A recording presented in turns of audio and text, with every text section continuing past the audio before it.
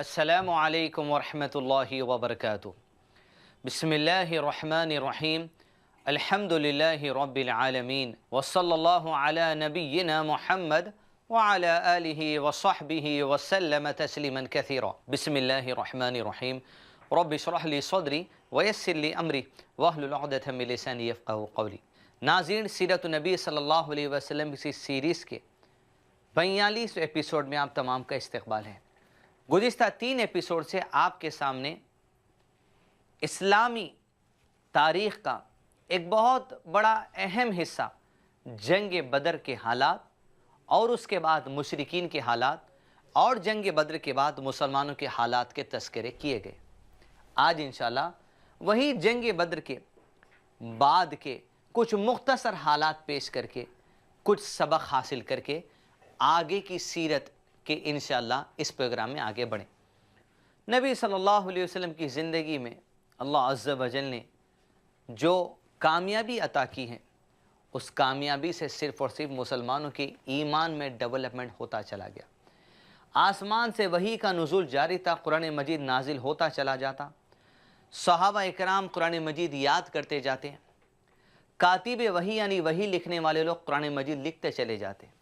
नबी सल्लल्लाहु अलैहि वसल्लम जो कुछ आयात अल्लाह अज़्ज़ व जल की तरफ से नाजिल होते उन आयात की तफसीर बताते और अमल करके बताते कि अल्लाह अज़्ज़ व जल हर आयत के पीछे किस तरह अमल करना चाहता है। वो चाहत, वो मंशा अल्लाह अज़्ज़ व जल का नबी सल्लल्लाहु अलैहि वसल्लम को वही के ज़रिए सिखाया जाता। जैसा कहा गया गुज़िश्ता एपिसोड में, वही की 2 किस्म हैं, एक वही मतलू और दूसरी वही गैर मतलू। वही मतलू यानी वो जो कुरान मजीद का हिस्सा है, वही गैर मतलू यानी वो जो नबी सल्लल्लाहु अलैहि वसल्लम की अहादीथ का हिस्सा है। जंग बदर में जहाँ पर मुसलमान कुछ कत्ल किए गए, कुफ़ार 70 के करीब कत्ल किए गए, कुफ़ार के कुछ लोग कैद बना लिए गए, उन कैदियों के साथ क्या रवैया मुसलमानों ने किया, उस वक्त के टेररिस्ट के साथ क्या रवैया मुसलमानों ने किया, उसका तज़किरा किया गया। आज एक ऐसी अहम बात जंग बदर की जो अल्लाह के नबी सल्लल्लाहु अलैहि वसल्लम की ज़ाती ज़िंदगी से ताल्लुक़ रखने वाली बात थी, लेकिन उम्मत के खैर के लिए अल्लाह के नबी सल्लल्लाहु अलैहि वसल्लम इंसाफ के लिए, अल्लाह के क़ानून के लिए अपनी ज़ाती ज़िंदगी को कभी भी नबी सल्लल्लाहु अलैहि वसल्लम ने तरजीह नहीं दी। हुआ ये कि इस जंग में जो कैद बना लिए गए थे लोग, उनमें एक शख्स का नाम अबुल आस था रज़ी अल्लाहु अन्हु। नाज़रीन, अभी जंग बदर के मौके पर इन्होंने इस्लाम कबूल नहीं किया था, लेकिन आपको जानना चाहिए ये दरअसल अल्लाह के नबी सल्लल्लाहु अलैहि वसल्लम के सबसे पहले दामाद हैं। आपकी सबसे बड़ी बेटी ज़ैनब बिन्त मोहम्मद सल्लल्लाहु अलैहि वसल्लम के शौहर जब ये बदर के मैदान में मुकाबले के लिए आए तो मुसलमानों ने ज़बरदस्त शिकस्त दी और कैद बना लिया लोगों को। उन्हीं कैदों में अबुल आस रज़ी अल्लाहु अन्हु भी आ गए। दस्तूर सिस्टम ये था कि जिन लोगों के घर वाले कैद बना लिए गए, अब घर वालों को चाहिए कि फ़िदिये में कुछ माल भी जाए, कुछ पैसा भी जाए, कुछ चीज़ भी जाए, ताकि वो टैक्स लेकर उन्हें आज़ाद कर दिया जाए। मक्के के सारे लोग माल जमा करके मदीना की तरफ रवाना करते हैं और मदीना में अबुल आस रज़ियल्लाहु अन्हु के नाम पर उनकी बीवी नबी सल्लल्लाहु अलैहि वसल्लम की बेटी, बड़ी बेटी ज़ैनब रज़ियल्लाहु अन्हा एक सोने का हार भेजा। नाज़रीन, नबी सल्लल्लाहु अलैहि वसल्लम के सामने वो सोने का हार जो अपनी बेटी की तरफ से अपने शौहर को छुड़ाने के लिए, अल्लाह के नबी सल्लल्लाहु अलैहि वसल्लम के दामाद को आज़ाद करने के लिए आया, तो नाज़रीन जब वो हार आप सल्लल्लाहु अलैहि वसल्लम के सामने आया तो अल्लाह के नबी सल्लल्लाहु अलैहि वसल्लम को अपनी सबसे चहीती बीवी माँ खदीजा रज़ियल्लाहु अन्हा की याद आ गई। नाज़रीन, ये वो हार था जो हज़रत खदीजा ने अपनी बेटी अपने इंतकाल से पहले हज़रत ज़ैनब की शादी के मौके पर उन्हें शादी में तोहफे में अपना हार दिया था। माँ के उस हार की जो कीमत लगा नहीं सकता, नाज़रीन वो हार नबी सल्लल्लाहु अलैहि वसल्लम के हाथ को लगा तो ज़ैनब रज़ियल्लाहु अन्हा की माँ हज़रत खदीजा की याद आ गई। लेकिन अल्लाह के नबी सल्लल्लाहु अलैहि वसल्लम ने जो इंसाफ के लमनदार है, ऐसे इस्लाम का तराना उस वहाँ से दिया कि हर ऑर्गेनाइजेशन के सदर को, हर मुल्क के सदर को, ہر اسٹیٹ کے چیف منسٹر کو, ہر مسجد کے صدر کو, ہر چھوٹے لیول کے آرگنائزیشن کے صدر کو ایک ایسا پیغام دیا کہ جب بات امت کی آتی ہے, جب بات لوگوں کی آتی ہے, جب بات پبلک انٹرسٹ کی آتی ہے, تمہیں اپنی زندگی کے تمام تر معاملات کو پیچھے چھوڑنا پڑے گا اور اللہ کی محبت کو ترجیح دینا پڑے گا. اللہ کے نبی صلی اللہ علیہ وسلم جب ذاتی بات آئی, اپنی بیٹی کی بات آئی, اپنے داماد کی بات آتی ہے, اپنی چہیتی بیوی کے ہار کی بات آتی ہے, ترجیح نہیں دیے, کوئی حکم نہیں دیا, ہار ہاتھ میں اٹھا کر جہاں سامنے کھڑے صحابہ جو اللہ کے نبی صلی اللہ علیہ وسلم کے عمل کے مقابلے میں کوئی حیثیت نہیں, وہ صحابہ سے مشورہ لیتے ہیں کہ اصحاب رسول اللہ صلی اللہ علیہ وسلم مجھے مشورہ دو, کیا میں اس ہار کو واپس لوٹا دوں, کیا تم یہ مشورہ مجھے دیتے ہو؟ اور کہا یہ ہار کو لوٹا کر ہم ابو العاص سے مطالبہ کریں گے کہ تمہارا فدیہ یہ ہوگا کہ تم مکہ جا کر ہماری بیٹی کو مدینہ واپس بھیج دینا, جو اسلام قبول کر چکی ہے لیکن زبردستی تم نے اسے روک کے رکھا ہے. تمام صحابہ نے, امت نے ایک جٹ ہو کر کہا اللہ کے نبی صلی اللہ علیہ وسلم آپ یہ ہار واپس دے دیں اور ابو العاص سے کہیے کہ ابو العاص اگر آزاد ہونا چاہتا ہے تو اس کا فدیہ یہ ہوگا آپ کی بیٹی زینب رضی اللہ عنہا جو ان کی زوجیت میں ہے انہیں مدینہ واپس بھیجنا پڑے گا تاکہ وہ امن و امان سے یہاں زندگی گزارے, مشرکین کے ظلم و ستم کے ساتھ زندگی نہ گزارے. یہی ہوا, ابو العاص نے وعدہ نبھایا, نبی صلی اللہ علیہ وسلم کی بیٹی حضرت زینب کو کچھ ہی دن کے بعد روانہ کر دیا, وہ مدینہ تشریف آ گئی. ناظرین, ایک لیڈر کی کوالٹیز, ایک لیڈر کے اندر اللہ عز و جل کا خوف ایسے ہونا چاہیے کہ معمولی باتوں سے ڈرنا, حتیٰ کہ یہی اثر, یہی کیفیت, یہی تقوی نبی صلی اللہ علیہ وسلم سے صحابہ کے پاس جو ٹرانسفر ہوا تو عمر بن خطاب رضی اللہ عنہ ایک وقت اپنی خلافت کے دور میں, جن کی 10 سال عظیم خلافت انشاءاللہ آنے والے دنوں میں IPLS TV چینل پر سیرت عمر رضی اللہ عنہ بھی پیش کرنے کی ہم کوشش کریں گے. ہوا یہ کہ پرہیزگاری تقوی جو اللہ کے نبی صلی اللہ علیہ وسلم انہوں لوگوں نے سیکھا, وہ تقوی کی مثال عمر بن خطاب نے ایسی بیان کی کہ آپ کی خلافت کے دور میں جب بیت المال میں کچھ مال آتا تو آپ مسلمانوں کی کاؤنٹنگ کر کر اس میں تقسیم کر دیتے, کچھ مال 100 میں بڑھتا, کچھ مال 1000 میں بڑھتا. ایک وقت ہوا یہ کہ آپ کی خلافت کے دور میں بحرین سے عنبر اور کستوری آیا, جو خوشبو والی چیزیں. آپ نے کہا اللہ کی قسم مجھے کوئی ایسی عورت مل جائے جو ایک کستوری اور عنبر کو برابر سے تول دے تاکہ میں سارے مسلمانوں میں تقسیم کر دوں جن کے لیے طے کیا گیا, اور وہی مسلمانوں میں اتنا ہی عنبر اور کستوری میرے گھر بھی میں لے لوں گا, اس سے ذرا سا بڑھ کر نہیں لوں گا. ان کی بیوی اس وقت یہ بات سنی جس کا نام عاتکہ بنت زید تھا رضی اللہ عنہا. انہوں نے آ کر امیر المومنین سے کہا کہ عمر بن خطاب رضی اللہ عنہ یہ کستوری اور عنبر تولنے کا کام آپ مجھے دے دیجئے, میں وزن کرنے میں ماہر ہوں. امیر المومنین نے کہا نہیں, ہرگز تمہیں نہیں دے سکتا. انہوں نے کہا میں وزن کرنے میں ماہر ہوں, مجھے تجربہ ہے اس کام کا. امیر المومنین نے کہا ہرگز نہیں. تو عاتکہ بنت زید نے مزید ضد نہیں کی. عورتوں کو چاہیے جب گھر کے بڑے کوئی ایک بار کسی بات سے منع کر دے تو تسلیم کر لیں. آپ کی ضد اگر ہے دوسری بار کہنے پر مان لیں تو آپ تسلیم کر لیں, ورنہ اگر آپ کی ضد پر رہیں گے اور شوہر اپنی ضد پر رہے گا تو نتیجہ وہی ہوگا جہاں 3 جملے عام طور پہ کہے جاتے ہیں جو غلط ہیں, بدعت ہیں, لیکن بات طلاق تک جا سکتی ہے. لہذا اپنی نفس پر قابو رکھنے کی عادت ڈالیں. عاتکہ بنت زید نے کہا ٹھیک ہے, اگر آپ مجھے نہیں دینا چاہتے تو شاید کچھ وجہ ہوگی, لیکن مجھے آپ وجہ تو بتا دیجئے. تو امیر المومنین وہ پرہیزگاری, وہ تقوی, وہ اخلاص, وہ عاجزی, وہ خوف الہی جو اللہ کے نبی صلی اللہ علیہ وسلم سے ٹرانسفر ہوا اصحاب کو, جہاں اللہ کے نبی صلی اللہ علیہ وسلم نے کہا تمہیں میری اور میرے تربیت یافتہ خلفاء کی اتباع کرنا چاہیے. اللہ کے نبی صلی اللہ علیہ وسلم کی تربیت میں جنہوں نے تقوی کیا ہے سیکھا, وہ عمر بن خطاب رضی اللہ عنہ کہتے ہیں عاتکہ اگر آج میں تجھے یہ کستوری اور عنبر تولنے کے لیے کہہ دوں تو برابر تولے گی, مجھے پتا ہے جتنا تولے گی اتنا ہمارے گھر کو بھی آئے گا اور دوسرے مسلمانوں کے گھروں کو بھی جائے. لیکن یاد رکھ عاتکہ جب تو اپنے ہاتھوں سے کستوری اور عنبر کو تولے گی تو تولتے وقت میں تیرے ہتھیلی کو کچھ کستوری اور عنبر لگ جائے گا. جب وہ کستوری اور عنبر تیرے ہاتھ کو لگے گا تو اسے مٹانے کے لیے تو اپنے سر پر اور اپنی گردن پر اس خوشبو کو مل لے گی. جتنے مسلمانوں میں جتنا کستوری اور عنبر بٹے گا اتنا ہی ہمارے گھر کو آئے گا, لیکن جو تیری سر اور گردن پر لگے گا وہ ہمارے گھر میں زیادہ آ جائے گا. اس لیے अतीका बिन्त सैद, मैं तुझे जिम्मेदारी नहीं देना चाहता। नाज़रीन, इत्तक़िल्लाह, अल्लाह अज़्ज़ व जल से डरते हुए ऐसे ज़िंदगी गुजारते थे सहाबा कराम जो अल्लाह के नबी सल्लल्लाहु अलैहि वसल्लम की तरबियत से हासिल किया। आज उमर बिन ख़त्ताब तो मामूली गर्दा अगर लग जाता तो उससे भी डरते थे, बे कौम का माल खाना नहीं है ना हक। लेकिन आज लोग घर खा जाते हैं, जायदाद खा जाते हैं, लाखों रुपया खा जाते हैं, घर खा जाते हैं, हक खा जाते हैं भाइयों बहनों का, लेकिन उन्हें ज़रे से भी फिक्र नहीं होती। क्या आप मुसलमान नहीं हैं? अगर आप मुसलमान हैं तो क्या आप सीरत नबी सल्लल्लाहु अलैहि वसल्लम पर ईमान नहीं है?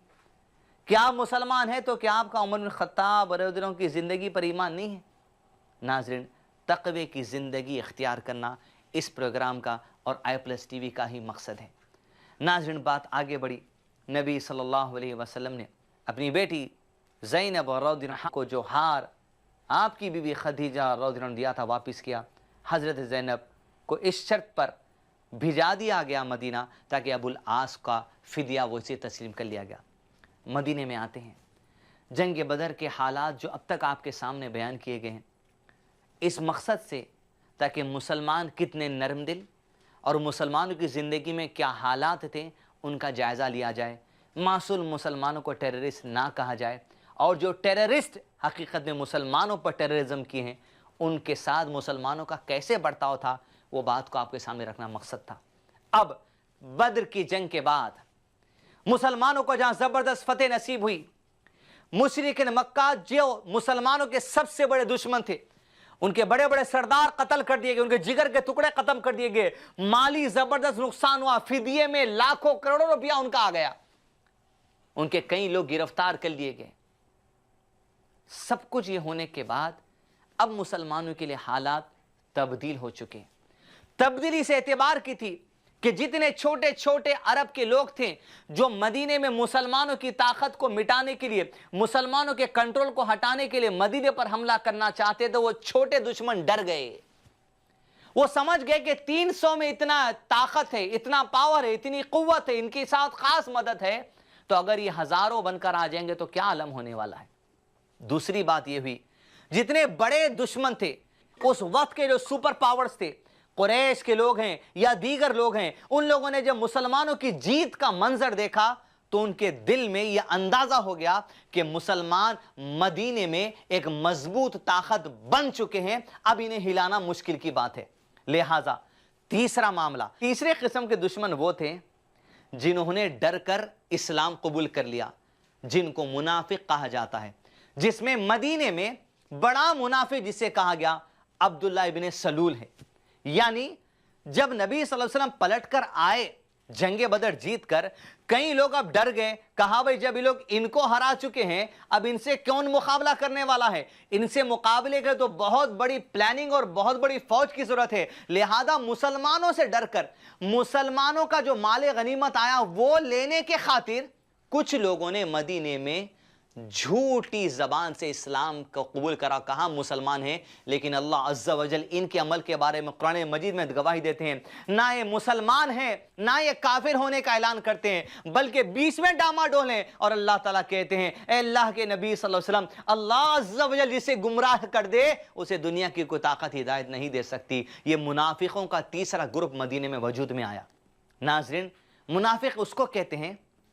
जिसके दिल में ईमान नहीं होता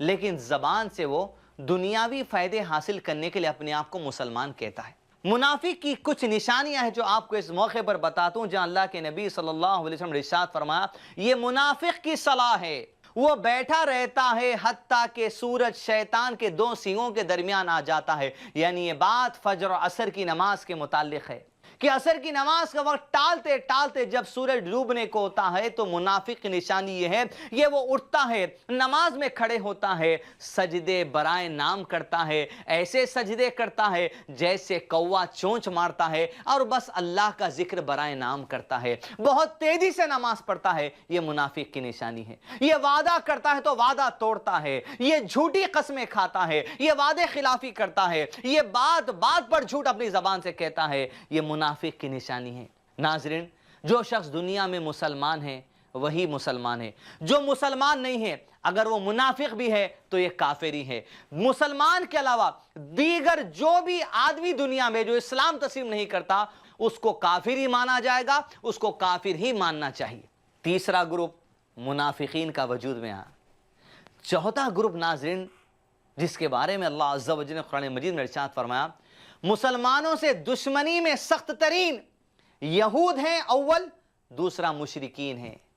چوتھا گروپ جو یہود کا ہے، جس کے بارے میں ہم نے آپ کو گزشتہ ایپیسوڈ میں بات بیان کی، مدینے میں اللہ کے نبی صلی اللہ علیہ وسلم جب آئے تب یہود وہاں موجود تھے، لیکن کنٹرول مسلمانوں کا آ چکا تھا۔ جب کنٹرول مسلمانوں کا آ چکا تھا تو مدینے میں یہود، مشرکین اور مسلمان بن کر ایک کانسٹیٹیوشن بنائے، ایک گورننس رول بنائے۔ اس رول میں یہود بھی تھے اور وہ رول کا بنیادی اصول یہ تھا کہ مدینے کی دفاع کے لیے، مدینے کی سیکیورٹی کے لیے یہود، مشرک اور مسلمان سب مل کر ڈیفنس کریں گے۔ اگر کوئی مدینے پر حملہ کرتا ہے ہم سب مل کر کریں گے، اگر مدینے میں آ کر کوئی تم پر حملہ کرتا ہے ہم بھی مدینے کو بچانے کے لیے تمہاری حفاظت کا کام کریں گے۔ اور یہ بات طے پائی گئی، اگر کوئی بھی آپس میں ایک دوسرے کو قتل کرے گا مدینے کے اندر، رولز اینڈ ریگولیشنز دیکھیے کہ مسلمانوں نے دنیا کو کیسے دیے، جہاں کافر ہیں، مشرکین ہیں، آئیڈل ورشپرز ہیں، یہود ہیں، جوز ہیں،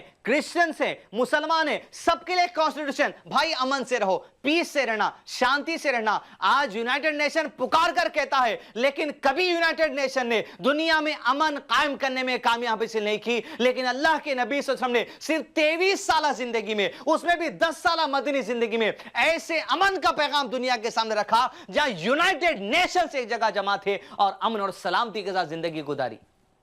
جب جنگ بدر میں فتح ہوئی،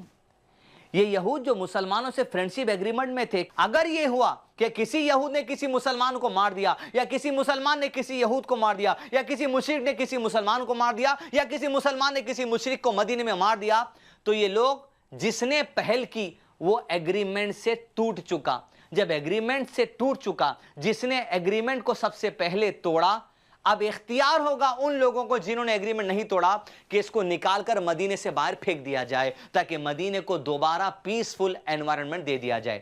یہود جب انہوں نے دیکھا کہ مسلمان طاقت بن چکے ہیں، چھوٹے مشرک ڈر گئے ان سے، بڑے مشرکین ان کی طاقت کا اندازہ لگا چکے، کچھ لوگ مدینے میں ان سے ڈر کر اسلام قبول کر لیے، اور یہود ہیں اب وہ بولے ہرگز نہیں ہو سکتا۔ یہ قوم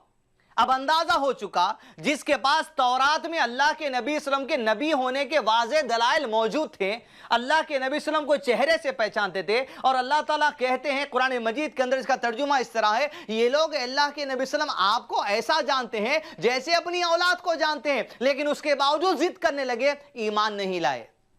اب ان کے جو اندر آگ تھی، جو اسلام کی نفرت تھی،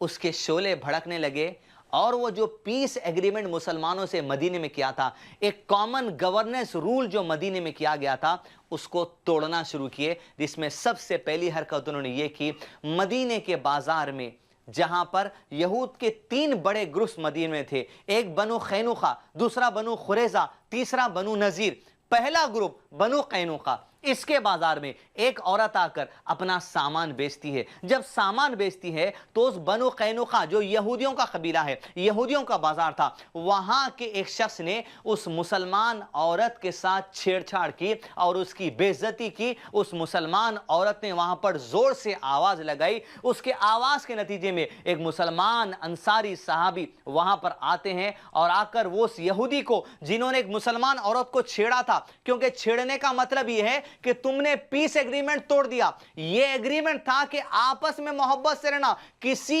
ایک آدمی نے بھی کسی کو چھیڑا، بے عزتی کی، ریپ کا معاملہ ہوا یا جو سو قتل کا معاملہ ہوا، ایگریمنٹ ٹوٹ جائے گا۔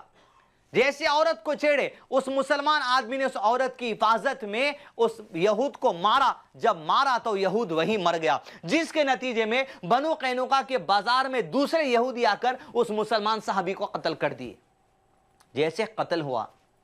جو ایگریمنٹ تھا وہ ایگریمنٹ یہود نے پہل کر توڑ دیا۔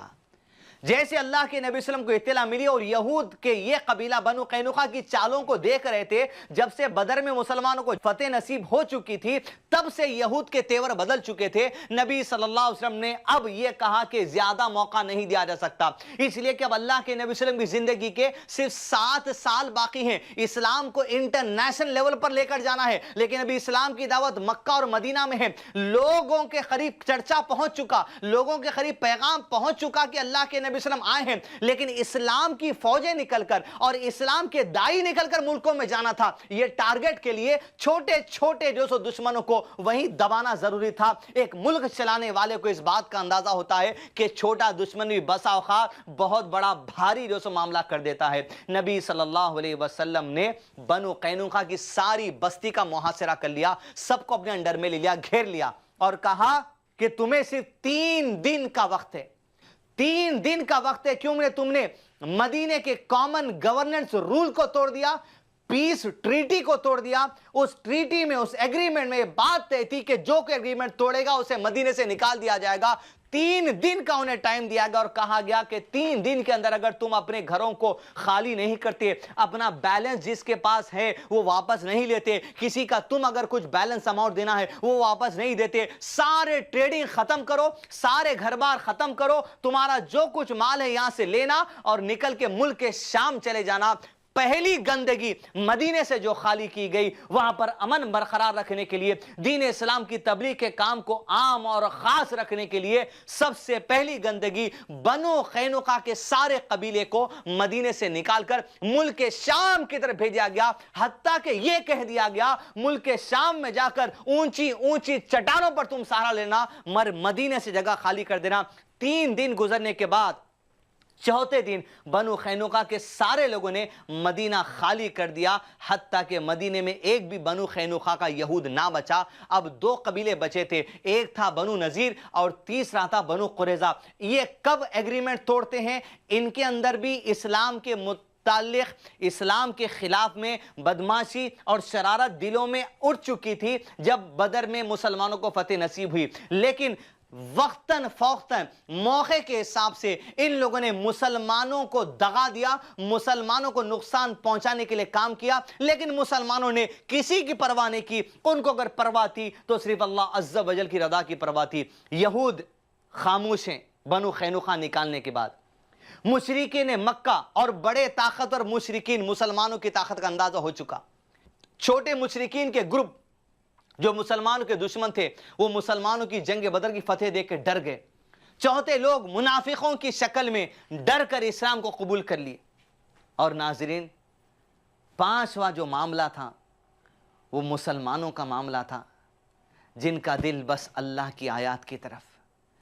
جن کا مقصد زندگی کا اول یہ تھا کہ اللہ تیرے احکام آتے جائیں، تیرے رسول صلی اللہ علیہ وسلم سے ہم سیکھتے جائیں، عمل کرتے جائیں، تیری رضا حاصل کرتے جائیں، تیری عبادت کرتے جائیں۔ بس ان کی عبادت میں، ان کے خیر میں، ان کے امن میں اڑچل ڈالنے کے لیے جو اٹھتے گئے ان سے مقابلہ کیا گیا۔ ناظرین، جنگ بدر کے بعد بہت بڑی جنگ جو تاریخ کی کتابوں میں پائی جاتی ہے وہ جنگ احد ہے۔ جنگ بدر سے جنگ احد کے درمیان جو واقعات ہوئے بہت ہی مختصر آپ کے سامنے بیان کیے، لیکن اس بات کو جان لیجئے دشمن وقتاً فوقتاً اٹھتے گئے، یوں چھوٹے غزوات ہوتے چلے گئے، حتیٰ کہ جنگ بدر اور جنگ احد کے درمیان 5 یا 4 بڑے غزوات جو سو 20 میں آئے، جو اتنے بڑے نہیں تھے جتنا کہ جنگ بدر اور جنگ احد ہے 20 میں آئے۔ لیکن کیوں؟ جو چھوٹا دشمن اسلام کے خلاف، مسلمانوں کے خلاف سازش کرتا، مدینے پہ حملہ کرنا چاہتا، ان کے اوپر دبدبہ بنایا گیا، ان کو خاموش بٹھا گیا تاکہ اسلام کی دعوت کے کام میں کسی بھی قسم کی اڑچن نہ آئے۔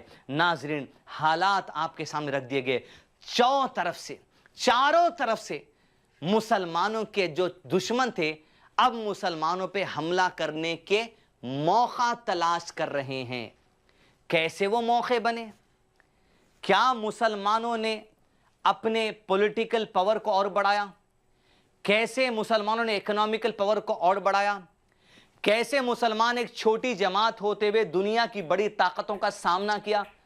जंगें भी लड़ते थे, मैदानों में भी जाते थे, नमाज भी पढ़ते थे, ज़कात भी देते थे, हज भी करते थे, उम्रा भी करते थे, सदका भी करते थे, खैरात भी करते थे, बेवाओं का ख्याल रखते थे, बच्चों की तरबियत करते थे, बड़ों की तरबियत करते थे, औरतों का ख्याल रखते थे, बीवियों का खदा करते थे, बच्चों का खदा करते थे, सब कुछ मैदान जंग भी और सारों के हुकूक में किसी किस्म की कमी नहीं है। लेकिन आप एक 8 या 9 घंटे की ऑफिस की ड्यूटी करने की वजह से जिंदगी के बाकी 16 घंटों को बर्बाद कर रहे हैं, जिसमें अक्सर वक्त आपका मौजूदा जमाने में गुज़िश्ता 3 से 4 साल में सोशल मीडिया के पीछे जलकर राख हो रहा है। और मजीद नींद में, सोशल मीडिया में, बेवजह गुफ्तगू में वक्त की बर्बादी, 8 से 9 घंटे की ड्यूटी, और आप समझ रहे हैं बहुत बड़ा तीर मार चुके। नाज़रीन याद रखिए, मुसलमान जद्दोजहद करने के लिए ज़िंदगी में आए हैं। मुसलमान अगर आप हैं, अगर आप ये जानना चाहते हैं कि आपका इस्लाम अच्छा है, आप इस्लाम की पटरी पर मुनासिब समझ रहे हैं, तो नबी सल्लल्लाहु अलैहि वसल्लम की उस हदीस को सुन ले जिसके साथ एपिसोड का अख्तिताम किया जाएगा। आप सल्लल्लाहु अलैहि वसल्लम ने इरशाद फरमाया, एक मुसलमान के इस्लाम की खूबी ये है कि उसका इस्लाम अगर अच्छा है, वो जानना चाहता है, तो उसकी निशानी है कि एक मुसलमान लायानी चीज़ों से अपने आप को दूर कर लेता है, बेफायदा चीज़ों से अपने आप को दूर कर लेता है, टाइम पास की चीज़ों से अपने आप को दूर कर लेता है, वक्त जलाने और बर्बाद करने के कामों से अपने आप को दूर कर लेता है। लिहाजा नाज़रीन, हमारे इस्लाम को अगर हम अच्छा बनाना चाहते हैं, हमारे अमल को अच्छा बनाना चाहते हैं, एक अमल करना पड़ेगा, बेफैज़ बेकार की चीज़ों को छोड़कर हक़ की तरफ आना पड़ेगा। इल्म के उसूल के लिए वक्त लगाइए, दीन के इल्म के उसूल के लिए वक्त लगाइए, अपनी एकेडमिक स्टडीज़, अपने कॉलेज की स्टडीज़, अपने स्कूल की स्टडीज़ को अल्लाह अज़्ज़ा वजल की मोहब्बत के लगाइए। हर इल्म अल्लाह अज़्ज़ा वजल का है। नाज़रीन, इसी के साथ इस एपिसोड का अख्तिताम किया जाता है। आने वाले हालात अगले एपिसोड में बयान किए जाएंगे। अस्सलामु अलैकुम व रहमतुल्लाहि व बरकातुहू।